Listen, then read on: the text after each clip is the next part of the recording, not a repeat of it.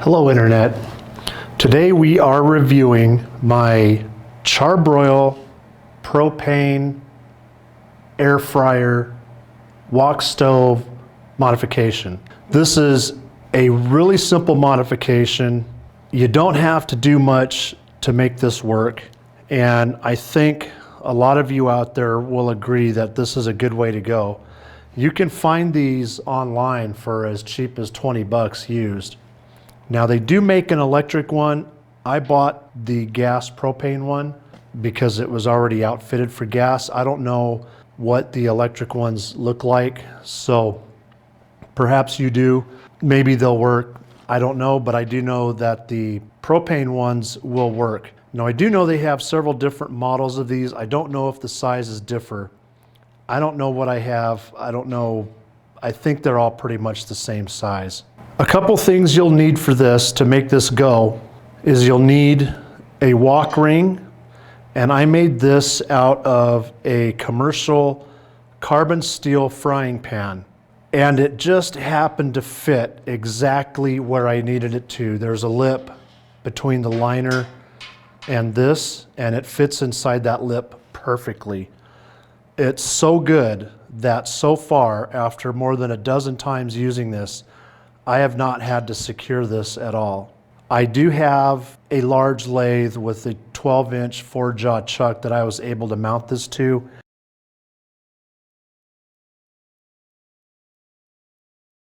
If you have a lathe that's not that big, you're probably going to have a problem mounting this. I also chose the 4-jaw, which was kind of tricky getting it centered, but you can't clamp down on this because you'll bend it out of shape. So I chose the 4-jaw just to have that extra little bit of grip on there. Now I'm sure if you're creative, you can find a way to cut a perfectly round hole without a metal lathe. I will link in the description where you can buy this frying pan. I believe I've seen it online for $23. I paid $33 for this out of the store, so I don't know if those prices are accurate or not. You will need a propane high pressure regulator. You can get those off Amazon. They're about $18. That'll be linked in the description as well. Now, if you have a barbecue regulator, it is not going to work with this. The wok burners require a high pressure regulator in order to function properly. The other thing you'll need, these holes need to be covered. And I bought a heavy gauge stainless steel strap from Granger. That will be linked in the description. These holes need to be covered, otherwise a lot of your heat is going to end up going back inside of here, and that could disrupt your wok burner, so you don't want that. You want all the heat to come out of the wok ring and out the back.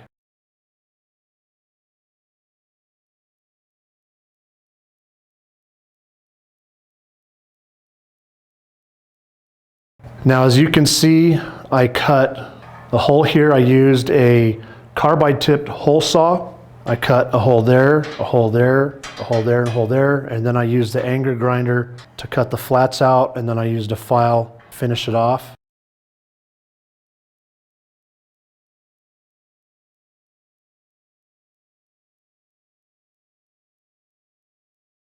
The reason I did it this way is because I wanted a good solid amount of support, because the amount of heat coming through here, I didn't want this being a problem. This works great. All the heat comes out. You're going to stand over here cooking. The heat's going to go out that way. It's going to keep your wok handle from getting hot. It's going to keep you from getting burnt. That's what you want. Now I'm going to flip this upside down to show you the baffle, but there is a baffle in here between this liner and this outer casing, and it vents through here. So the heat that's generated from this will vent up, and this will remain cool to the touch, this outside here, which is a really nice feature, which is one of the reasons I really wanted to try this out.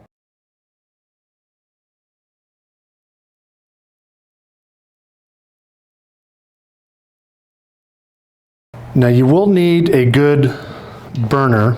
I went through 3 of these, and this one is actually a combination of 2 of those. You can get these off eBay or Amazon for between $80 and $100. They're kind of cheap. If you get the professional burners, which you can get, which you would find in a commercial setting, they're upwards of $400 to $500. So if you want to spend that, that's great. I didn't, so I opted for this. There's a couple issues that I take with the cheaper burners. Some of these are already attached with a gas pipe and a gas regulator, which is not a real gas regulator. The gas pipe is cheap, and the regulator is just a cheap old air valve, and it's not rated for gas, and it is cheap, and it's a disaster waiting to happen. So you've got to get rid of that. You do need to use normal approved gas piping. These burners here, they're kind of cheap, but they work really well. I'm happy with them so far. They produce a lot of heat. Now, the original burner that this came on was larger, and there was quite a few more of these on there. I thought that was a little overkill. I also wasn't happy with the looks of the manifold that they were mounted on. So that went into the trash, and this was a much more heavier manifold. So I adopted them over, and so far, so good. Also, I have some steel rods here that run all the way across, and they butt up against the baffle, and they hold themselves in place statically. I didn't have to do anything other than that to secure them. The wok burner is tied down to those rods with tie wire, and that has held pretty well so far. So this is the gas valve.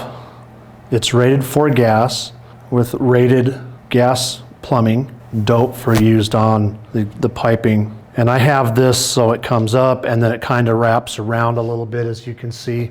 So that way the high pressure hose comes in from behind and is out of the way, so you don't trip on it. This is really the way to go. A little extra protection there. You can shut your gas off when you're done from there, or your propane tank, however you want to do it.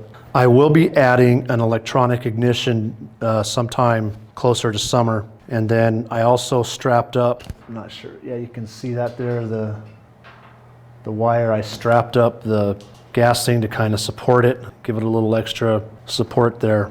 So there are a few other things you will need to do to the liner. Now, it does come from the factory with this little hole, and that's a dripping hole. So the drippings come through that and land in a tray down here. All that can be discarded. And then I use the same carbide tip hole saw for the holes I drilled here, because the wok burner is going to need to get a lot of air. And then I also have 4 more holes drilled. You can see one there.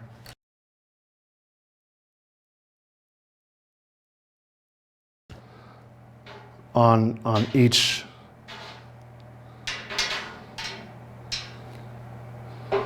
four areas of that. And then you can see the baffle here. And then you can barely see how the rods kind of butt up against the baffle.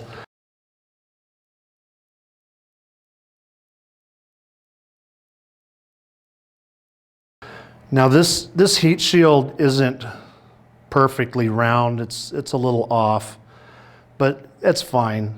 I mean, it does its job. So you don't really have to mess with that. These legs are a little flimsy, so you got to be careful with them. You can bend them over pretty easily. But otherwise, that's pretty much all there is to it. And with that, you have a very simple, very effective wok stove that you can work with. Now, one of the things that I was most concerned about was this hose here. You want to keep that away from this no matter what. So on my piping, I've got it kind of pointed down, and I've got the piping wrapped at a distance away, and then I keep the propane tank kind of off to the back, so that way nothing's going to happen. These get hot and they melt. Now you've got propane just gushing out everywhere, and I have seen that happen before. So one of the things about walking is you need high heat for a short period of time. And I know there's a lot of videos out there, and you've got somebody from China or Japan, and they've got this little setup, and they're saying that you can walk with a normal stove just fine. Well, that's not true at all. You can't, for a number of reasons. One is that the temperature just doesn't get hot enough. The other problem is most stoves, gas stoves particularly, they have a ring of flame that goes to the outer edge of your cookware. And with walking, you need a big flame to hit directly underneath of your wok, because that's the cooking zone that you're running the food through. So they're wrong. You do need something like this in order to properly walk. And that's also a big important factor for the flavor that you're trying to achieve with walking. If that were not the case, then why is there commercial wok stoves, and why does every Asian restaurant have one? If they could just do it off of a normal gas burner, they would, but they don't. They use these because of the intense heat that these things produce. And there it is going. Now I've got the pressure on low.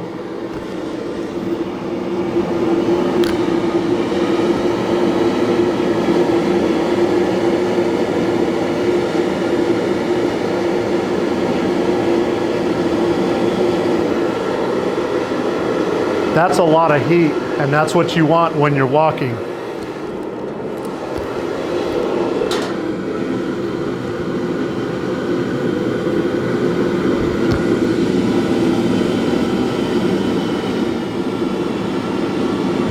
I usually am right about at that level right there.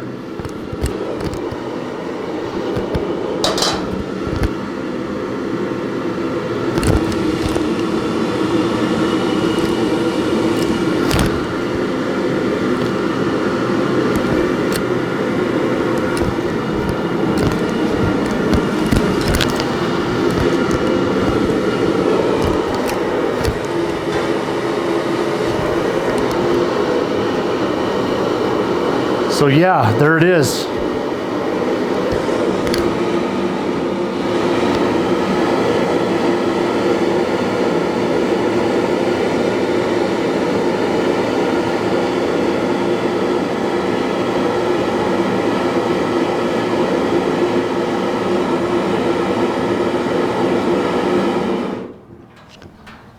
Now, what I normally do when I start this is I turn the gas valve over there in the off position, the gas regulator down, and the propane tank on. I do it in that order if I can remember.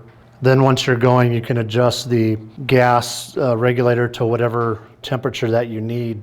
And then when I shut it off, I do it in reverse, and I'll tell you why.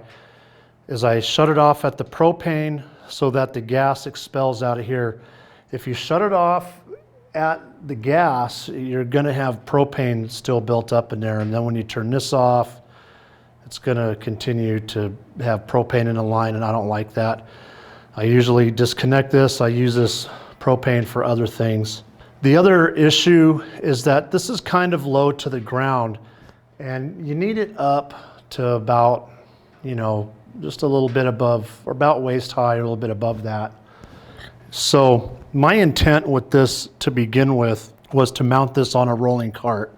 Now I don't have that cart yet. I am going to buy one and do that sometime between now and spring. And then once I have that modification done, that'll bring this up to about the height that I need. And I will do a video on the rolling cart as well. So I think that pretty much covers it. I do have a larger wok, which would make this wok ring a little too small. So I do plan on making another wok ring that just comes straight up. And I'm gonna have to fabricate that one completely by hand, which is no issue at all. So that will allow me to every now and then use my big wok. But most of the time I'm using the wok that I got off eBay. This is a heavy wok. I did check, and for whatever reason, well, the shipping problem. These are currently unavailable. One of the things I did to this, you'll notice I took the handle, I sanded it down, I varnished it, stained and varnished it. I wanted to make it good and waterproof. There's some other woks that I'm looking at that I'm probably gonna buy. The one thing I didn't like about this was that it's riveted. So I went ahead and, I don't know if you can see, I hit it with the TIG welder and welded the other side of those rivets. It's a good heavy wok. So there you go, folks. I'm certain that you will absolutely dig this, and I'm willing to bet that down the road we're gonna see more of these modifications